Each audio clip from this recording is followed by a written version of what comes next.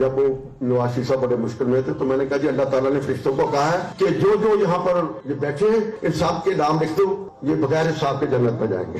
اب جتنے آپ آ گئے وہ تو جنت میں جائیں گے. تو میں آپ کو سرٹیفکیٹ دیتا ہوں کہ جو یہاں آ گئے ہیں وہ تو جائیں گے ہی، جو لاہور جائیں گے کس بات کو وہ بھی انشاءاللہ سیدھے جنت میں جائیں گے. انتخابات میں لیول پلینگ فیلڈ سب کو ملنی چاہیے، لیکن ہو یہ رہا ہے کہ یہاں پیپلز پارٹی کے سامنے انتخابات میں حصہ لینے والی جماعتوں کے لیے لیول پلینگ فیلڈ تو دور کی بات ہے، ان کی سرپرستیاں ہو رہی ہیں. ان کے راستے میں اگر کوئی رکاوٹ ہے تو وہ کانٹے ہٹا کے پھول بچھائے جا رہے ہیں. ہم یہ قطعی نہیں کہہ رہے ہیں کہ ہمیں جتواؤ، ہم یہ کہہ رہے ہیں کہ ہمارے لیے بھی انتخابات میں اسی طرح کا ماحول ہونا چاہیے جس طرح کسی اور جماعت کا ہو سکتا ہے. بسم اللہ الرحمن الرحیم. لاکھوں کروڑوں درود نبی اکرم صلی اللہ علیہ وسلم پر اور ان کی آل پر. میاں نواز شریف صاحب 21 اکتوبر کو آ رہے ہیں، لیکن ان کی آمد سے پہلے یوں محسوس ہوتا ہے کہ پارٹی نے جنت کے ٹکٹ بیچنا شروع کر دیے ہیں. اب میاں نواز شریف صاحب کے بارے میں سب کا خیال یہ تھا، بلکہ پارٹی کا آج بھی یہ خیال ہے کہ جب وہ آئیں گے تو ان کا استقبال اسی طرح کیا جائے گا جس طرح 1986 میں محترمہ بینظیر بھٹو کا لاہور کے اندر ہوا تھا. لیکن اب جو صورتحال بن رہی ہے، صورتحال کو دیکھتے ہوئے یوں محسوس ہوتا ہے کہ پارٹی میں کسی نہ کسی جگہ پہ کوئی نہ کوئی تکلیف محسوس ہو رہی ہے. یوں محسوس ہو رہا ہے کہ کوئی نہ کوئی ایشو ہے، کہیں نہ کہیں کچھ نہ کچھ مسئلہ ہے، جس کی وجہ سے کبھی یہ بات ہو جاتی ہے کہ موٹر سائیکل دیے جائیں گے، کبھی یہ بات ہو جاتی ہے کہ یہ کھانے میں دیا جائے گا، کبھی اس قسم کی اناؤنسمنٹ ہو جاتی ہے کہ آپ فکر نہ کریں، جو شخص لاہور جائے گا اسے جنت کے ٹکٹ مل جائیں گے. تو یہ چیزیں ثابت کرتی ہیں کہ کہیں نہ کہیں پارٹی کے اندر ایک انسیکیورٹی ہے کہ شاید میاں نواز شریف صاحب کا وہ استقبال نہ ہو سکے جو ہم توقع کرتے ہیں. اب کیا توقعات پوری ہوں گی یا نہیں ہوں گی، یہ ظاہر ہے ہم آج کے شو میں ڈسکس کریں گے. اور اس کے ساتھ ساتھ دو آج اور پیش رفت بھی ہوئی. پہلی جو پیش رفت ہے وہ صدر عارف علوی صاحب کے ساتھ پی ٹی آئی کے وفد کی ملاقات ہے، اور یہ پی ٹی آئی کی طرف سے پہلا اناؤنسڈ وفد ہے جو ایوان صدر گیا اور اس کے بعد اس کی میٹنگ ہوئی. اور اب پی ٹی آئی کا یہ کہنا ہے کہ صدر صاحب کو ایک میسج دیا گیا عمران خان صاحب کی طرف سے کہ آپ باقی تمام پارٹیز کے ساتھ مل کے بھی الیکشن کو انشور کریں. اب یہ جو پیش رفت ہے اس کو کہاں رکھا جائے گا یہ بھی ہم آج کے شو میں ڈسکس کریں گے. اور اس کے ساتھ ساتھ وزیر اطلاعات، نگران وزیر اطلاعات مرتضیٰ سولنگی صاحب جو ان کی شفقت محمود صاحب سے ملاقات ہوئی. اب یہ ایک نگران حکومت کی طرف سے پہلا بریک تھرو ہے کہ پی ٹی آئی کے کسی شخص کے ساتھ اس طرح ملاقات ہوئی.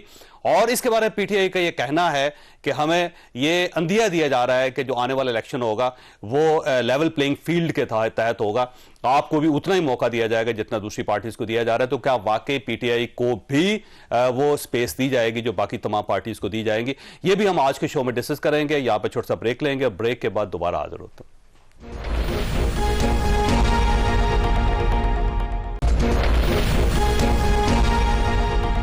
پروگرام میں دوبارہ خوش آمدید. ہمارے ساتھ تشریف رکھتے ہیں احسن اقبال صاحب، پاکستان مسلم لیگ نون کے سیکرٹری جنرل ہیں اور سابق وفاقی وزیر ہیں، اور یہ تیاریاں کر رہے ہیں میاں نواز شریف صاحب کی. صرف ایسا صاحب یہ واقعی میاں صاحب اب آ رہے ہیں یا نہیں آ رہے؟ ابھی بھی اسپیکولیشن ہے کہ شاید میاں صاحب نہ آئیں، آخری وقت میں جہاز کینسل.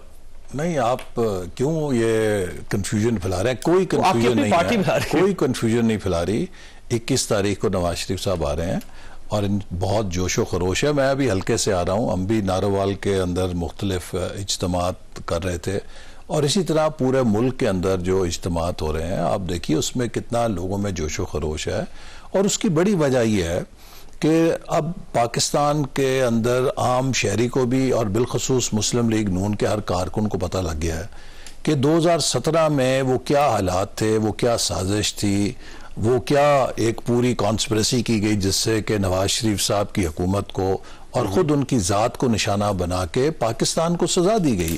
اور میرا خیال ہے کہ لوگوں میں اب یہ جذبہ ہے کہ اسی طرح نواز شریف صاحب کو واپس لایا جائے جیسے 2013 میں ان کو مینڈیٹ دیا گیا تھا. تو انہوں نے اگر کہا تھا کہ میں اندھیرے ختم کروں گا، میں دہشت گردی ختم کروں گا، معیشت بحال کروں گا، تو 2018 میں ہم نے یہ سب مسئلے حل کر دیے تھے. اب کیا نہ رہا ہے؟ اب وہ کیا کریں گے؟ مثلا اکانومی کو بہتر کریں گے، ایف بی آر کو بہتر کریں گے جیسے مریم صاحبہ کہہ رہی ہیں. تو 16 مہینے تو آپ کے پاس تھے نا؟ نہیں، 16 مہینے میں عرض کروں نا، دیکھیے 16 مہینے میں آپ اکانومی کو جس کی اتنی حالت خراب ہو گئی ہو کہ دنیا میں شرطیں لگ رہی ہوں کہ یہ 2 ہفتے میں ڈیفالٹ کرے گی، یہ 4 ہفتے میں کرے گی. سر یہ 20 دن میں اکانومی ٹھیک ہو گئی ہے. نہیں بات کر رہا، دیکھیے وہ ڈالر دیکھیں جہاں پہ آپ چھوڑ کے گئے، یہ اسی بنیاد پر ٹھیک ہوئی ہے نا جو 14-16 مہینے میں ہم رکھ کر گئے ہیں. اگر وہ بنیاد نہ ہوتی تو پھر یہ اکانومی رزلٹ لے لینا تھا نا. صاحب دیکھیں اس میں ٹائم چھوڑ کے گئے تو 40 روپے بڑھ گیا سر ڈالر. سر گزارش یہ ہے کہ کسی بھی تعمیر میں یا کسی بھی چیز کو کریکٹ کرنے میں ٹائم لگتا ہے نا، اور اس کا ایک ٹائم ہوتا ہے کہ جب اس کا ایک نتیجہ خیز فیز آ جاتا ہے.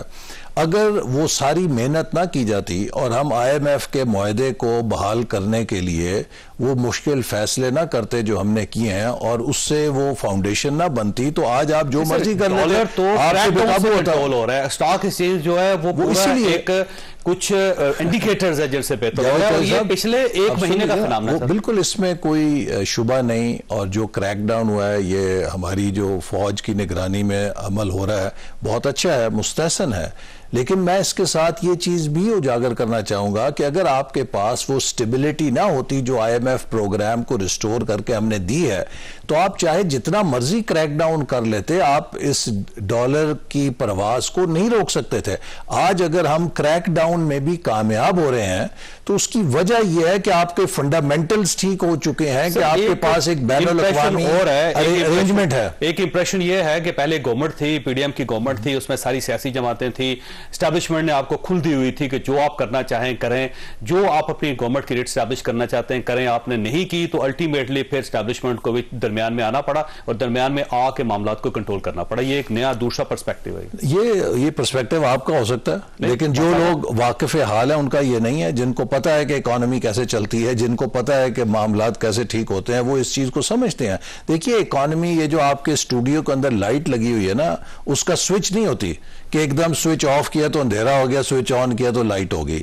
اکانومی کا کم سے کم بھی 1 سال 2 سال کا لیگ ہوتا ہے جس کے اندر آپ چیزوں کو یا بناتے ہیں یا توڑتے ہیں. توڑنا بہت آسان ہوتا ہے، وہ تو آپ 6 مہینے میں توڑ سکتے ہیں، لیکن بنانے کے لیے آپ کو کم سے کم 2 سال 3 سال. آپ پاکستان کی پوری ہسٹورک ایوریج نکال لیں، جب سے پاکستان بنا ہے، جب بھی انفلیشن کی سپائک آئی ہے، جب انفلیشن پیک کی ہے، اس کے بعد کم سے کم 2 سال سے 3 سال کا عرصہ لگا ہے اس کو نارملائز کرنے میں. آج کی بات نہیں کر رہا، آپ 75 سال تو آج جو ڈالر 275 روپے آپ یہ سمجھتے ہیں کہ آپ کی گورنمنٹ کا نتیجہ ہے؟ میں یہ کہہ رہا ہوں کہ یہ تسلسل ہے ان اقدامات کا جو عمران خان صاحب کی حکومت کو نکال کر ملک کی معیشت کی بحالی کے لیے کیے گئے. اگر ہم IMF کے ساتھ پاکستان کا ارینجمنٹ بحال نہ کرتے تو ہم ایک سپائرل کے اندر گر جانا تھا، اور آپ جتنا مرضی کریک ڈاؤن کرتے اس کا کوئی فائدہ نہیں ہونا تھا. چونکہ وہ بین الاقوامی معاہدے بحال کیے گئے، اس سے ایک سٹیبلٹی آئی. لہٰذا جب آپ سپیکولیٹرز کے خلاف کریک ڈاؤن کر رہے ہیں تو آپ کے فنڈامنٹلز موجود ہیں، وگرنہ آپ جتنا مرضی کریک ڈاؤن کرتے اس کا کوئی فائدہ آپ کو نہیں مل رہا تھا اگر وہ فنڈامنٹلز نہ ہوتے. اچھا، آپ کا خیال یہ ہے کہ میاں صاحب جب آئیں گے تو ان کا استقبال اتنا ہی ہوگا جس طرح بینظیر بھٹو کا 1986 میں ہوا تھا، اور آپ کی تیاریاں ٹھیک ہیں، پورا لاہور یا پورا پاکستان یا پورا پنجاب باہر ہوگا میاں صاحب؟ جی انشاءاللہ فقید المثال ہوگا. 1986 میں محترمہ بے نظیر بھٹو صاحبہ کا استقبال بھی اس وقت بہت فقید المثال تھا. اسی طرح نواز شریف صاحب کا استقبال بھی فقید المثال ہوگا. لوگوں میں بہت جوش ہے، جذبہ ہے، اور لوگ چاہتے ہیں کہ وہ آئیں، ان کی حکومت آئے تاکہ ہم اس معاشی بحالی کے عمل سے گزریں. بے نظیر کا اور نواز شریف صاحب کا کمپیریزن اس لیے نہیں بنتا کہ محترمہ بے نظیر بھٹو کے والد کو پھانسی لگی تھی، اینٹی اسٹیبلشمنٹ ان کا ایک نیریٹو تھا بے نظیر بھٹو کا، اور دوسرا یہ ہے کہ وہ خود اپنی مرضی سے باہر نہیں گئی تھی، وہ باقاعدہ جلا وطنی ان کو مجبور کیا گیا تو وہ جلا وطن تھی، اس کے بعد آئی تھی. میاں صاحب تو خود ایک سرٹیفکیٹ دے کہ اپنی مرضی سے باہر گئے، 4 سال علاج کرواتے رہے، اچانک علاج مکمل ہو گیا ان کا، اور اس کے بعد وہ خود آ رہے. تو یہ جبری جلا وطنی نہیں ہے، یہ اپنی مرضی سے گئے ہوئے. سن لیجیے، نواز شریف صاحب کو بھی اسی طرح زبردستی ایک سازش کے تحت حکومت سے علیحدہ کیا گیا، ان کو جیلوں میں رکھا گیا، ان کی جان لینے کی کوشش کی گئی، اور ان کو میڈیکل اسسٹنس ڈینائی کی گئی، اور اللہ تعالیٰ کی طرف سے ان کی جان بچ گئی. ورنہ آپ دیکھیے کہ ان کو تو جس موڑ پہ یا جس مقام پہ وہ لے آئے تھے، خدا نہ خواستہ کوئی بھی حادثہ اس وقت ہو سکتا تھا. تو انہوں نے تو اپنی گلے سے اس ذمہ داری کو اتارنے کے لیے یہ اس وقت کی جو حکومت تھی عمران خان, جی عمران خان کی حکومت نے اس ڈر کے ساتھ کہ خدا نہ خواستہ کوئی حادثہ ہو گیا تو ہمارے گلے پڑ جائے گا. تو خواجہ آصف صاحب کو دوسرا نیریٹو وہ یہ کہتے ہیں, جنرل فیض حمید صاحب نے بھیجا تھا, وہ یہ کہتے ہیں کہ یہ گورنمنٹ ان کی کیا مجال, وہ تو جنہوں نے بھیجنا تھا انہوں نے بھیجا تھا. وہ آپ یہ فیصلہ کریں کہ مرزا کو بھیجا کس نے, جس نے بھی بھیجا, چاہے جنرل فیض نے بھیجا چاہے عمران خان نے بھیجا, جنرل فیض عمران خان کی حکومت کا ہی حصہ تھے نا, تو اس لیے جس نے بھی بھیجا ان کو اس کنڈیشن میں بھیجا گیا کہ ان کی زندگی سے خوف زدہ ہو کے کہ خدا نہ خواستہ کوئی حادثہ ہوا تو ہمارے گلے پڑ جائے گی یہ ساری ذمہ داری, تو ہم ان کو بھیجیں. اللہ تعالیٰ نے ان کو زندگی دی, قوم کی دعاؤں سے زندگی دی, 4 سال علاج کرواتے جی. تو اس کے بعد اب اگر وہ واپس آ رہے ہیں تو قوم اسی طرح ان کا استقبال کرنے کے لیے مسلم لیگ نون کا کارکن پرجوش ہے, متمنی ہے. اگر الیکشن نہ ہو رہے ہوتے تو پھر بھی آ رہے ہوتے میاں صاحب اس وقت اکتوبر. جی ہم نے ہمیشہ یہ کہا تھا کہ جب بھی وقت آئے گا الیکشن کا ہوگا تو ہم الیکشن کی وجہ سے آ رہے ہیں نا سر, آنا چاہیے انہیں الیکشن کے لیے, وہ پارٹی کے قائد ہیں, ان کا یہ رول ہے. تو بیماری کا ایشو نہ ہوا نا پھر, نہیں بیماری سے تو اب وہ بہتر صحتیاب ہو گئے ہیں نا, اب چونکہ ان کو علاج ہوا ہے وہاں پہ, اس کے بعد صحتیاب ہو گئے. نہیں کیونکہ آپ کی پارٹی جب بھی کہتے تھے کہ آ رہے ہیں تو کہتے تھے علاج مکمل ہوگا تو آئیں گے. اب میرا خیال تو یہ ہے کہ الیکشن ہے تو اس وجہ سے آ رہے ہیں, علاج کا ایشو نہیں تھا, وہ ایک بہانہ تھا. ویسے نہیں اب ڈاکٹر سے پوچھ کر ہی آ رہے ہوں گے نا کہ اگر ان کو ڈاکٹرز نے اجازت دی ہے, اب ان کی صحت ٹھیک ہے تو اگر الیکشن نہ ہوتے تو پھر ڈاکٹر پھر بھی بات سنیں نا. جاوید چوہدری صاحب آپ کیا مصدبہ بات کریں, مجھے آپ مجھے یہ بتائیں کیا نواز شریف صاحب کو جو سزا دی گئی وہ کسی اصول کے بنیاد پہ دی گئی, کیا ان کو کسی میرٹ پہ دی گئی, کیا ان کو کسی آئین اور قانون کے تقاضے کے مطابق دی گئی, کیا سن لیجیے نا, کیا یہ حقیقت نہیں ہے کہ اب وہی کردار جو سازش کا حصہ تھے ان سب نے گواہیاں دے دی ہیں کہ کس سازش کے ساتھ ثاقب نثار, آصف کھوسا نے ان کو سزا دی. جنرل فیض کا کیا کردار تھا, جنرل فیض کا کیا کردار تھا, جنرل باجوہ صاحب کا کیا کردار تھا, یہ ساری باتیں تو اب قوم کے سامنے آ چکی ہیں نا. تو اب یہ کہنا کہ جی نواز شریف صاحب اگر وہ قانون سے بھاگنا ہوتا تو ان کے لیے قانون سے بھاگنے کا بہترین وقت وہ تھا کہ جب الیکشن سے پہلے ان کی اہلیہ بستر مرگ پہ تھیں, انہیں سزا دی گئی اس لیے کہ الیکشن سے پہلے یا انہیں مفرور کیا جائے یا انہیں جیل میں ڈالا جائے تاکہ مسلم لیگ نون کے الیکشن پراسپیکٹس خراب ہوں. وہ اس وقت اپنی بیوی کو چھوڑ کر جس سے انہیں بے حد لگاؤ تھا وہ واپس آئے, جیل میں گئے اور انہوں نے بڑی بہادری کے ساتھ جیل کا سامنا کیا. اچھا سر, یہ جو جناب باجوہ صاحب وہی نہیں ہے جن کو آپ نے ایکسٹینشن دی تھی انکنڈیشنل, اگر وہ اتنے برے تھے اور 2017 میں انہوں نے آپ کی گورنمنٹ ٹاپل, مجھ سے آپ یہ سوال اس لیے نہیں کریں گے, زبردستی باہر بھیج دیا میاں صاحب, مجھ سے آپ پارٹی کو مجھ سے آپ اس لیے سوال نہیں کر سکتے, مجھ سے آپ اس لیے سوال نہیں کر سکتے کہ الحمدللہ میں نے ووٹ نہیں دیا اور میں نے شعوری طور پہ ووٹ نہیں دیا. آپ بھی تھے اور پرویز رشید صاحب, تو میں نے شعوری طور پہ ووٹ نہیں دیا اور اس وقت مجھے کئی لوگوں نے کہا کہ پارٹی کا فیصلہ ہے, آپ کو وہ کرنا چاہیے. میں نے کہا بھی قرآن شریف کے اندر اللہ تعالیٰ نے اپنے شرک کے بعد جس چیز سے منع کیا ہے وہ ماں باپ کا احترام نہ کرنے سے منع کیا, لیکن اس میں بھی یہ شرط ہے کہ اگر وہ شرک کی تعلیم دیں تو آپ ماں باپ کی بھی نافرمانی کریں. تو میرے نزدیک وہ ایکسٹینشن کا ووٹ شرک تھا تو میں نے نہیں دیا, اور میں نہیں چاہتا تھا کہ میرے بچے کسی وقت معافی مانگے کھڑے ہو کے کہ ہمارے والد نے یہ غلطی کیوں کی تھی.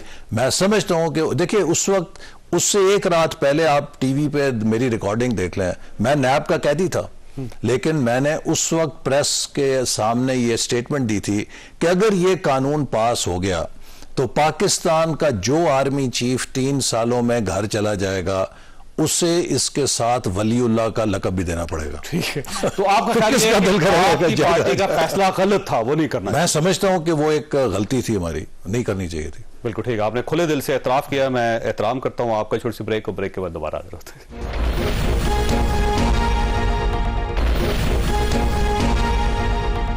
پروگرام میں دوبارہ خوش آمدید. ایسا صاحب یہ ایک فیئر ہے اور فیلنگ ہے کہ آپ لوگ اکٹھے نہیں کر پا رہے اور اس کے لیے کبھی کھانے کا لالچ دے دیا جاتا ہے کہ جی 4 کورس کھانا ہوگا, کبھی موٹر سائیکل کا کہ ہونڈا 125 جو ہے نا آپ موٹر سائیکل لے لیں, اور اب تو جنت کے ٹکٹ دینا شروع کر دیا آپ نے. خدا خوفی کریں, یہ ہو کیا رہا ہے سر آپ کی پارٹی کا؟ وہ تھے یہ تو جلسے اسمور رحمان صاحب نے جلسہ نہیں سر کمال کر رہے ہیں, وہ کہہ رہے ہیں کہ یہ جو آگے جنتی ہیں اور جو لاہور جائیں گے وہ بھی ہیں. ایسی کوئی بات نہیں ہے, میں اس کو اتنا سنجیدہ نہیں لیتا چونکہ یہ اس طرح کی باتیں وہ کرتے رہتے ہیں. لیکن اصل بات یہ ہے کہ اب کتنے دن رہ گئے ہیں؟ 4 دن رہ گئے نا. تو آپ کو میں دعوت دیتا ہوں, آپ آئیے گا, آپ آ کے اپنے کیمرہ کے ساتھ دیکھیے گا کہ وہاں پہ کتنے کورس کا کھانا دیا جاتا ہے, کتنے موٹر سائیکل تقسیم کیے جاتے ہیں, یا کتنے لوگ اپنے موٹر سائیکلوں پہ اپنی سواریوں پہ وہاں پہ آتے ہیں. انشاءاللہ آپ کو خوشی ہوگی دیکھ کر کہ ایک فقید المثال استقبال ہوگا انشاءاللہ تعالی نواز شریف صاحب کا. سوال یہ ہے کہ میاں صاحب ڈائریکٹ وہاں جائیں گے یا ڈائریکٹ وہ جیل میں جائیں گے؟ سر یہ بھی بڑا سوال. نہیں, انشاءاللہ مجھے امید ہے کہ ان کو ضرور انصاف کے مطابق ریلیف ملے گا. دیکھیے, میں جیسے پہلے کہا کہ نواز شریف صاحب کی جو نااہلی تھی, ان کی جو سزا تھی, کسی کو کوئی شبہ نہیں رہا کہ وہ ایک سازش کے نتیجے میں تھی. وہ ثاقب نثار ڈاکٹرن کہہ لیں یا آصف کھوسہ ڈاکٹرن کہہ لیں یا باجوہ فیض نثار اور کھوسہ ڈاکٹرن کہہ لیں, ان کو تو چھوڑ دینا سر, جو بھی اللہ تعالیٰ پہ چھوڑ دینا آپ نے. اب تو انسان اللہ تعالیٰ پہ چھوڑ دینا. میری گزارش یہ ہے کہ وہ ایک کانسپریسی تھی نا, وہ ایک سازش تھی کہ انہیں نکالنا ہے. اس کے تحت ملک کے خلاف جواب دے لینا دیں, مہربانی کریں, تھوڑی سی جان کی امان پاؤں یا معاف کر جان کی امان پاؤں تو کوئی جواب بھی دے لوں. دیکھیے, اس میں کسی کو شبہ نہیں کہ نواز شریف صاحب کے ساتھ ناانصافی ہوئی تھی. جسٹس شوکت صدیقی صاحب وہ سارا ماجرا بڑی تفصیل سے بیان کر چکے ہیں, آج تک کسی نے کانٹرڈکٹ نہیں کیا. دیکھیے, انہوں نے جنرل فیض کا نام لیا نا, کبھی ISPR نے اس کو کانٹرڈکٹ کیا, کبھی جنرل فیض نے اس کو کانٹرڈکٹ کیا, وہ ساری کہانی بتا چکے ہیں.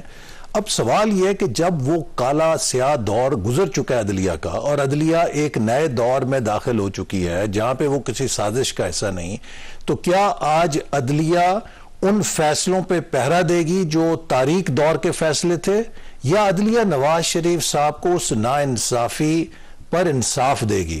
تو سر ایک پروسیجر ہے کہ اگر فرض کرے کنوکٹڈ ہے ایک شخص, تو اس نے کیس وہیں سے سٹارٹ کرنا ہے جہاں سے وہ کیس ختم. تو وہ اس کے لیے جو قانونی طریقہ کار ہے وہ اڈاپٹ کریں گے, اور جو ہمارے ماہرین ہیں وہ اس کے لیے جو لیگل ریمیڈی ہے یا لیگل کورس آف ایکشن ہے وہ اڈاپٹ کر رہے ہیں. تو پٹیشن کریں گے انشاءاللہ تعالیٰ اس میں. لیکن دن تھوڑے رہ گئے آپ کے پاس. جی, وہ کر لیں گے, ان کو یہ کام میرا تو نہیں ہے, لیگل ایکسپرٹس. ایک آدھ دن میں عدالت کیسے کیس ہونے لگے؟ اس کا مطلب یہ ہوا کہ جو پاکستان پیپلز پارٹی کہہ رہی ہے کہ آپ کی جو باقاعدہ ڈیل ہوئی ہے, یعنی آپ کو پتا ہے کہ آپ مجھے بتائیے, آپ کو مجھے آپ یہ بتائیے کہ اگر میرے ساتھ کوئی ناانصافی کرے اور میں عدالت میں جاؤں کہ جی میری اس ناانصافی کو ختم کریں, اور عدالت اگر مجھے انصاف دے, تو یہ ڈیل ہے.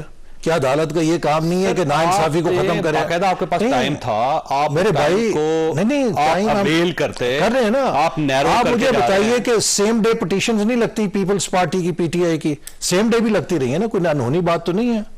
کیا PTI کی سیم ڈے پٹیشنز نہیں لگتی رہی؟ کیا پیپلز پارٹی کی سیم ڈے پٹیشنز نہیں لگتی رہی؟ سب وہ لگتی ہیں. تو آپ کو امید ہے کہ آپ کو فوری طور پہ انصاف مل جائے گا اور میاں صاحب کو جلسہ کرنے کی. میں آپ سے پھر کہہ رہا ہوں کہ نواز شریف صاحب نے کوئی فیور نہیں لینی ہے, عدلیہ سے انہوں نے انصاف لینا ہے اس ناانصافی کے اوپر جو ان کے ساتھ ثاقب نثار صاحب اور کھوسہ صاحب کے دور میں ہوئی ہے, ٹھیک ہے, یا بندیال صاحب کے دور میں ہوئی ہے. کیا عدلیہ اسی ناانصافی پر پہرا دے گی یا اس ناانصافی کو ختم کر کے ان کو انصاف دے گی؟ ٹھیک ہے, اور آپ کو امید ہے کہ اس بار فوری طور پہ آپ کو انصاف ملے گا اور آپ پہلے جلسہ کریں گے اور اس کے بعد پھر کیس لڑیں گے آپ؟ دیکھیے, جو بھی اس کا لیگل ریمیڈی ہے, لیگل طریقہ کار ہے, وہ اختیار کیا جائے گا. and this is up to the lawyers to decide. میں اس پہ کمنٹ نہیں کر سکتا. اب ایشو یہ ہے سر کہ 2018-2017 میں واپس جائیں تو آپ کے ساتھ بڑی زیادتی ہوئی, اس میں کوئی شک نہیں کہ میاں نواز شریف صاحب کو نااہل قرار دیا گیا, آپ کے لوگوں کو اٹھا کے جیلوں میں پھینک دیا گیا, بڑے بڑے کیسز بنے, آپ کی پارٹی آلموسٹ توڑ کے چھوٹی کر دی گئی, اور ایک ہی شخص کو فائدہ پہنچایا گیا اور اس شخص کا نام تھا عمران خان, اس میں کوئی شک نہیں. آج جب 2023 میں بیٹھے ہوئے ہیں تو عمران خان صاحب جیل کے اندر, ان کی پارٹی کو توڑا جا رہا ہے, ان کے لوگوں کو توڑ کے دوسری پارٹیوں میں بھیجا جا رہا ہے, لوگ سیاست سے تائب ہو رہے ہیں اور آپ کو فائدہ پہنچایا جا رہا ہے. آپ کو اس وقت برا لگ رہا تھا, آج آپ کو اچھا لگ رہا ہے؟ بہت اچھا سوال ہے آپ کا, اب اس کا جواب مجھے دینے دیجئے.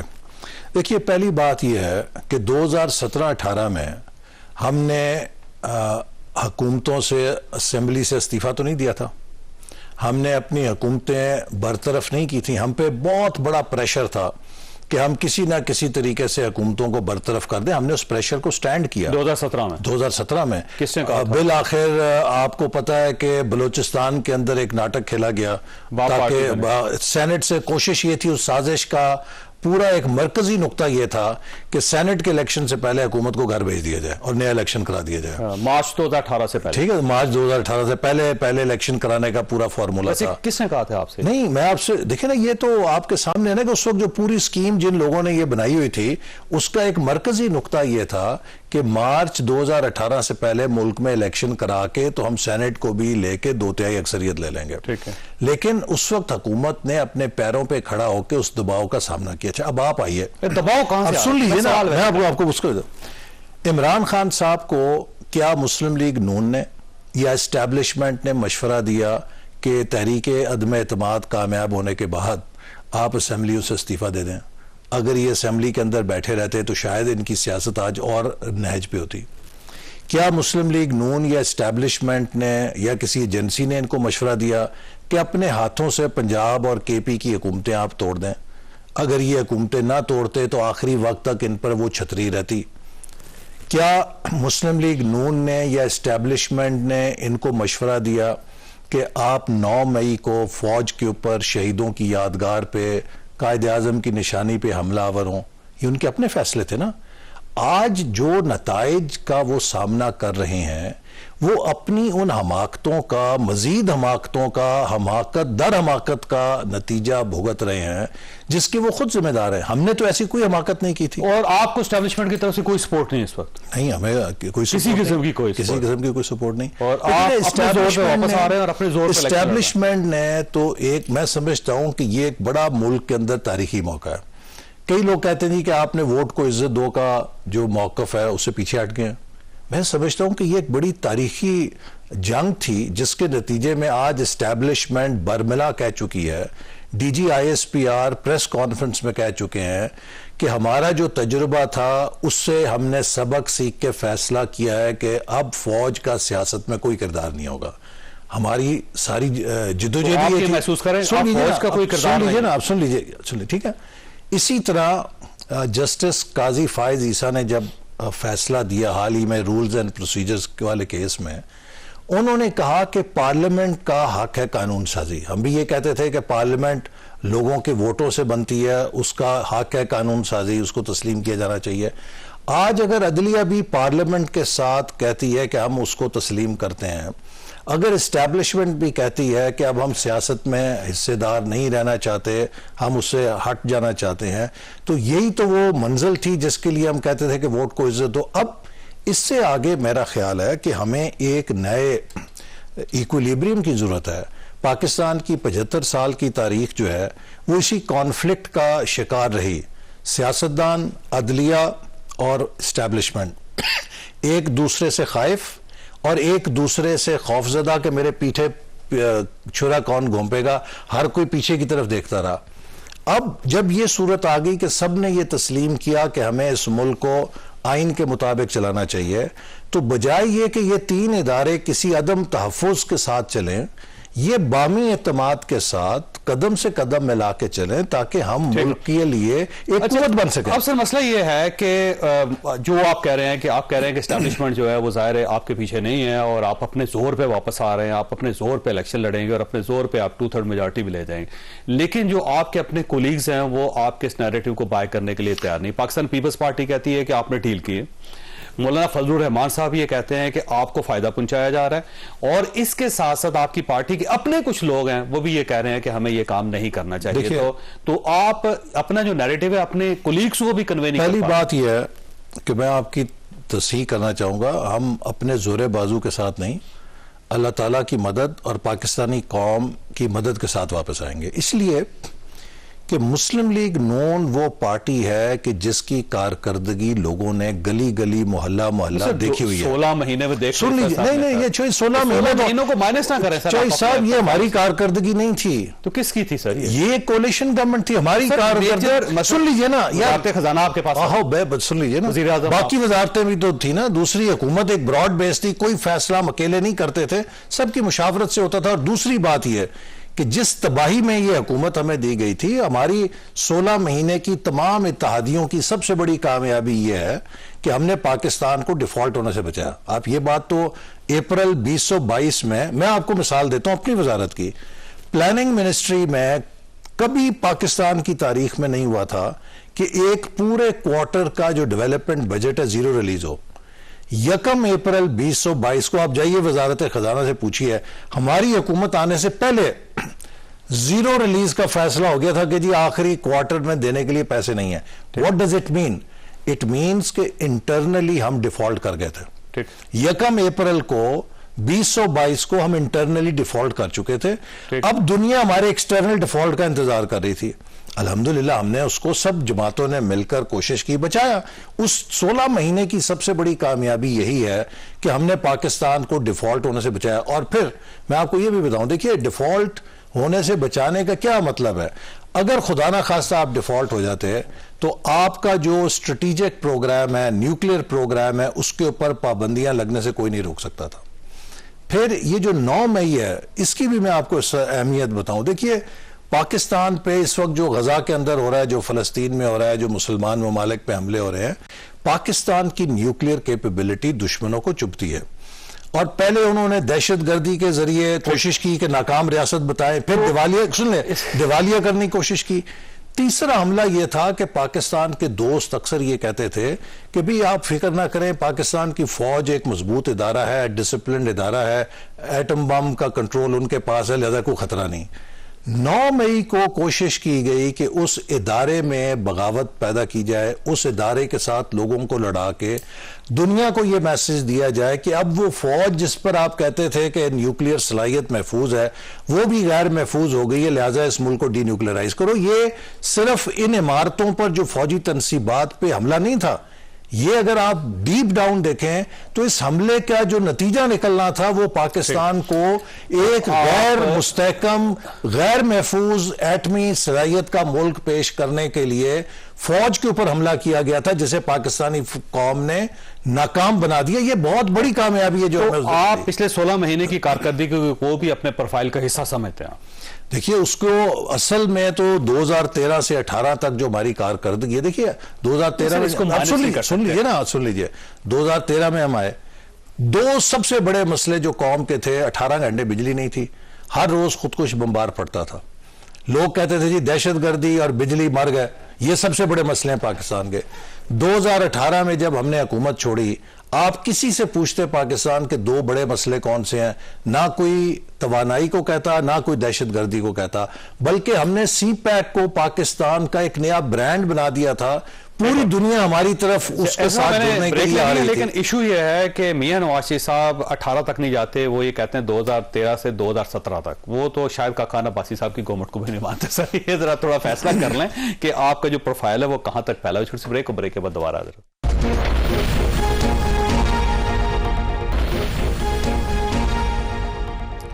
پروگرام میں دوبارہ خوش آمدید. یہ فرمائیے گا ایسا صاحب کہ آج صدر صاحب سے ملاقات بھی پی ٹی آئی کی اور پہلی مرتبہ اس طرح آفیشلی انہوں نے ڈکلیئر کیا رؤف حسن صاحب کے، عمیر نیازی صاحب کے، اور انہوں نے صدر صاحب سے درخواست کی کہ آپ الیکشن میں اپنا کردار ادا کریں، اور عمران خان صاحب کا پیغام پہنچایا. کچھ لوگوں کا یہ بھی کہنا ہے کہ انہوں نے کہا جی ساری پارٹیز کے ساتھ رابطہ کریں. اور پھر نگران وزیر اطلاعات جو ہیں ان کا شفقت محمود صاحب سے ملاقات ہوں. تو ایسے محسوس ہو جیسے لیول پلینگ فیلڈ ہو رہی ہے، اور اگر لیول پلینگ فیلڈ ہوگی پھر آپ کو نقصان بہت ہوگا. نہیں لیول ہمیں تو کوئی نقصان نہیں. دیکھیے وہ جو کیا وہ محاورہ ہے نا کہ اس کی میرے قتل کے بعد حفاظت توبہ ہائے زود پشیماں کا پشیماں ہونا. بات یہ ہے کہ پی ٹی آئی کو پہلے دن سے کہا گیا تھا کہ اگر آپ ایک ڈیموکریٹک پارٹی ہیں تو آپ سسٹم کے اندر کھیلیں، لیکن انہوں نے جو فیشسٹ پالیسیز بنائیں اور پھر ریاست کے ساتھ ٹکرا گئے. آپ دیکھیے کہ مارشاء اللہ لگا ضیاء صاحب کا تو اس کا نشانہ پیپلز پارٹی بنی. کیا پیپلز پارٹی نے کبھی کور کمانڈر ہاؤس پہ حملہ کیا؟ مشرف صاحب کا مارشاء اللہ لگا، اس کا نشانہ ہم بنے، ہر قسم کے سختیاں جھیلیں. کیا کبھی مسلم لیگ نون نے کسی کور کمانڈر کے گھر پہ حملہ کیا؟ لیکن یہ صرف اقتدار سے علیحدہ ہی کیا ہوئے کہ انہوں نے پاکستانی ریاست کو نشانہ بنا دیا. نہ صرف یہ کہ 9 مئی کیا، بلکہ اس وقت پاکستان کی ڈی برانڈنگ کے لیے جو دنیا میں سب سے بڑی منظم کیمپین ہو رہی ہے وہ را نہیں کر رہی، پاکستان کی کوئی دشمن ایجنسی نہیں کر رہی، وہ پی ٹی آئی کی سوشل میڈیا ٹیم کر رہی ہے۔ امریکہ کے اندر کانگریس مین سینیٹرز کے دفتروں کے باہر جا کے ڈیرے ڈال لیے کہ جی پاکستان کی امداد بند کریں، پاکستان کے ویزے بند کریں، پاکستان کا IMF کا پروگرام کینسل کرائیں۔ یہ جو ایک ریاست کے خلاف اس طرح کا رویہ ہے اور جو اقدامات ہیں، یہ تو آج تک کبھی ہم نے نہ دیکھے نہ سنے۔ ریاست ہم سب کی سیاست سے بڑی ہے، ہم وزیر اعظم بنے، وزیر بنے، MNA بنے نہ بنے، 100 دفعہ ہمارے یہ عہدے پاکستان کی ریاست پہ قربان ہے۔ لیکن اب سوال یہ ہے کہ عمران خان صاحب کو موقع نہیں ملنا چاہیے سر کہ وہ الیکشن لڑیں، وہ باہر آئیں، وہ ووٹ مانگیں، اپنے امیدوار کھڑے کریں؟ انہوں نے، کیونکہ آپ نے 2018 میں نتائج کو نہیں مانا تھا، اب پی ٹی آئی نہیں تسلیم کرے گی تو پھر وہی سرکار۔ آپ دیکھیے ایپلز اینڈ اورنجز کو کمپیئر نہیں کر سکتے۔ جیسے میں نے آپ سے کہا کہ 2017-18 میں جو کوئی بھی ہمارے خلاف سازش ہوئی تھی، ہم نے اس کے خلاف پاکستان کی ریاست پہ چڑھائی نہیں کی تھی۔ عمران خان صاحب کے ساتھ یا ان کے ساتھیوں کے ساتھ جو سلوک ہو رہا ہے، وہ دنیا کی کوئی جمہوریت اجازت نہیں دیتی کہ آپ اس طرح ریاست کو انڈرمائن کریں۔ امریکہ نے کیا ان لوگوں کو معاف کر دیا جنہوں نے کیپٹل ہل پر چڑھائی کی تھی؟ ابھی یہ حال ہی میں 18 سال سزا ہوئی ہے انہیں، حال ہی میں ہوئی ہے۔ سر ادھر سزا نہیں ہو رہی، ادھر جو استحکام پاکستان پارٹی میں چلا جائے یا وہ کہے کہ میں سیاست سے طائب ہو رہا ہوں، پارٹی چھوڑ رہا ہوں، اپنے گھر میں چلا جاتا ہے، اس کے خلاف سارے کیس ختم ہو جاتے ہیں۔ جو لوگ حراست میں ہیں اور جن کے خلاف ثبوت ہیں کہ وہ اس میں تھے، ان کے خلاف تو کوئی بڑے بڑے اس وقت سیاست دیکھیے جو لوگ حراست میں ہیں 9 مئی کے کیسز کے خلاف، اور اس میں فوج نے کسی قسم کی تخصیص نہیں کی، خود ایسے لوگ بھی ہیں، ایسی شخصیات ہیں کہ جن کے عزیز و اقارب فوج کے اندر سینئر عہدوں پر تھے، ان کی بھی ابھی تک ہم نے نہیں سنا کہ کوئی ایسی معافی ہوئی ہے۔ کئی سیاسی لوگ بھی گرفتار ہیں ان کیسز میں، کسی کی ہم نے نہیں سنا ہوئی ہے۔ تو بات یہ ہے کہ کیا اگر آپ یہ اتنی سنگین چیزوں کو چھوڑ دیں گے، کل کو تو کلرکوں کا جلوس نکلے گا، وہ کہیں گے ہم بھی ایک چپت مار جائیں ذرا کسی فوجی تنصیب پر، فرق حبیب صاحب کا نکلے گا، وہ کہیں گے ہم بھی مار جائیں۔ باقاعدہ تقریر کی تھی اور گاڑی کے اندر بیٹھ کر انہوں نے کہا نکلو باہر، یہ 22 کروڑ لوگوں کا لیڈر جو ہے اس کی قربانی ہو رہی ہے اور یہ نیا پاکستان ہے، اور پھر اس کے بعد حقیقی آزادی۔ اگر دیکھیے نا، گھر بیٹھے ہوئے نہیں، اگر ان کا کوئی ثبوت ہوتا کہ جس میں انہوں نے فوج کی کسی تنصیب پر حملہ کیا ہے، جیسے عوام کو اکٹھا کرنا، انسائٹ کرنا، کیا یہ تو جو لا انفورسمنٹ ایجنسیز ہیں ان کے پاس سب کا ریکارڈ ہے۔ اگر ان کا فون سے دیکھیے، اگر کسی کا ثابت ہو جائے اس کا جو فون ڈیٹا ہے کہ یہ وہاں موقع کے اوپر تھا، کسی کی ریکارڈنگ ایسی مل جائے یا کسی کی کاروائی مل جائے کہ وہ جلاؤ گھرا کے اندر تھا، مجھے ایسے کئی لوگوں کا پتہ ہے کہ جو بہت اہم جن کے عزیز و اقارب ہیں، ان کے لیے کوئی ابھی تک گنجائش نہیں نکلی۔ لہٰذا جو لوگ اس طرح کے واقعات میں براہ راست ملوث نہیں تھے وہ ایک علیحدہ ہیں، لیکن جن لوگوں نے ڈائریکٹ اس ایکشن میں حصہ لیا، میری اطلاع کے مطابق ابھی تک کسی کو ایسی معافی نہیں ہوئی۔ آپ ویسے عثمان ڈار صاحب کا انٹرویو سنیے گا۔ عثمان ڈار صاحب نے فرق حبیب کے بارے میں انکشاف کیا تھا کہ یہ ہاک تھا اور یہ اندر مشورے دیتا تھا کہ جناب یہ اٹیک کرنے چاہیے اور تنصیبات کو جلانا چاہیے، اور ان کے اوپر 30 کے قریب مقدمات ہیں، وہ گھر بیٹھے ہوئے ہیں۔ اگر وہ تحریک اس میں استحکام پاکستان پارٹی میں نہ جاتے تو پھر آپ دیکھ لیتے۔ دیکھیے نا، ڈرائی کلین مسلم لیگ نون کی نہیں ہو سکتی تھی۔ ہم نے لفظ آپ نے شروع کیا تھا، نہیں، میں آپ سے عرض کروں نا، نون لیگ نے آج وہی کام، میں آپ سے عرض کروں نا کہ ہم میں سے کس کو اس سارے عمل سے نہیں گزرنا پڑا؟ ہم سب گزرے ہیں، ہم نے تو کبھی روئے بھی نہیں، بلکہ وہ ہم تو اسی سزائے موت کی چکی میں تھے جہاں پہ اب عمران خان صاحب شاید رہ رہے ہوں گے، جہاں سے چیخیں آتی ہیں جی ان کو یہ کر دو، بڑا کر دو، چھوٹا کر دو، ہم نے تو کبھی کوئی ایسی درخواست نہیں کی تھی کمرہ چھوٹا بڑا کرو، ہمیں یہ مشین دے دو، فلاں دے دو، جو تھا اس حال میں تھے۔ 30 فٹ سے اب 60 فٹ کا کمرہ ہو گیا، سائیکل مشین بھی دے رہے ہیں، آپ ہی مانگ لیتے ہیں، اور وہ دیسی گھر گھی کے کھانے بھی جا رہے ہیں، آپ ہی مانگتے ہیں۔ بلکہ میں تو جب پیشیوں پر آتا تھا تو خاص طور پہ سوٹ اور ٹائی لگا کے آتا تھا، اور ایک دن میرا تفتیشی کہنے لگا کہ سر یہ تو لگ رہا ہے کہ آپ کسی شادی پہ جا رہے ہیں، ہم تو آپ کو پیشی پہ لے کے جا رہے ہیں۔ میں کہ یار ہمارے پنجاب میں لوگ کہتے ہیں کہ جدوں شریکیاں دے جانا ہوئے نا تو ساج بج کے جائے ٹھیک کرے. ویسے کھانا تو ویسے میاں صاحب کو ملتا تھا گھر کا وہاں پہ جیل کے اندر, اور اس طرح اگر عمران خان کو ملنا چاہیے, ویسے ابھی ان کو نہیں دیا جا رہا, ویسے ان کو گھر کا کھانا ملنا چاہیے. تو یہ فرمائیے گا سر, یہ آپ کی پارٹی کے اندر شاہد خاقان عباسی صاحب ہیں, مفتاح اسماعیل صاحب ہیں, وہ پارٹی میں ہیں یا نہیں ہیں؟ نہیں ہے, میرا خیال ہے وہ بڑا اثاثہ ہے ہمارا, بڑے قیمتی ساتھی ہیں, اور اگر ان کے کوئی تحفظات ہیں انہیں ہمیں دور بھی کرنا چاہیے. لیکن میرا خیال ہے انہوں نے اتنی قربانی دی ہے, اتنی ثابت قدمی سے وہ رہے ہیں جیل میں, تو ایسی کوئی مجھے وجہ نہیں نظر آتی کہ وہ پارٹی کا کوئی ایسا نقصان کر سکتے ہیں. تو لہٰذا پارٹی میں ہر کسی کا حق ہے وہ اپنی رائے رکھے, اور اس میں ان کی اگر کوئی رائے ہے, کوئی تحفظات ہیں, یہ ان کا جمہوری حق ہے. ٹھیک ہے. اچھا سر, یہ فرمائیے گا کہ جب میاں صاحب آئیں گے تو پارٹی کا اب بیانیہ کیا ہے؟ کیا احتساب بیانیہ ہے, ووٹ کو عزت دے وہ بیانیہ ہے, یا پھر ڈیولپمنٹ بیانیہ ہے, یا پھر معاف کر دو بیانیہ ہے؟ بیانیہ کیا ہے پاکستان کا؟ سب سے بڑا بیانیہ 24 کروڑ لوگوں کا بیانیہ, پاکستان کی معیشت ٹھیک کرنا, عوام کی معیشت ٹھیک کرنا, لوگوں کو مہنگائی سے نجات دلانا, ملک کے اندر روزگار پیدا کرنا تاکہ ہمارے نوجوان دوبارہ امید کے ساتھ مستقبل کی طرف دیکھ سکیں, پاکستان کے ان بنیادی نقائص کو دور کرنا جن کی وجہ سے ہم اس جگہ پہ پہنچے ہیں.